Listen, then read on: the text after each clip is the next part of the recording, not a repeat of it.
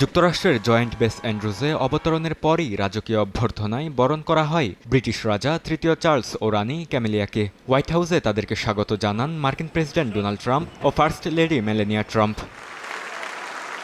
রাজার এই সফর কেবল আনুষ্ঠানিক নয়, বরং দুই দেশের কূটনৈতিক সম্পর্ক উন্নয়নের মিশন হিসেবেও দেখা হচ্ছে। এ প্রেক্ষাপটে কেন্দ্রবিন্দুতে রয়েছে কংগ্রেসে দেয়া রাজার ভাষণ। ঐতিহাসিক এই ভাষণের শুরুতেই বাস্তবতার মুখোমুখি হন রাজা চার্লস।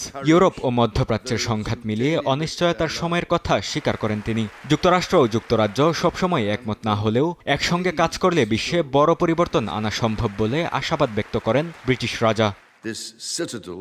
নিরাপত্তা আলোচনায় নেটো, যুক্তরাষ্ট্র ও ইউরোপের গোয়েন্দা সহযোগিতা এবং জলবায়ু পরিবর্তন ইস্যুকেও যুক্ত করেন রাজা চার্লস। তবে আলোচিত অ্যাবস্টেন ইস্যুতে নীরব থাকেন তিনি। ভিকটিমদের প্রসঙ্গ সরাসরি না তুলে কেবল সাধারণভাবে সমাজের ভুক্তভোগীদের সহায়তার কথা বলেন। 13টি মশলার এক দারুণ কম্বিনেশনে তৈরি ইফাত রশিদ বিরিয়ানি মশলা। উৎসব এখন প্রতিদিন।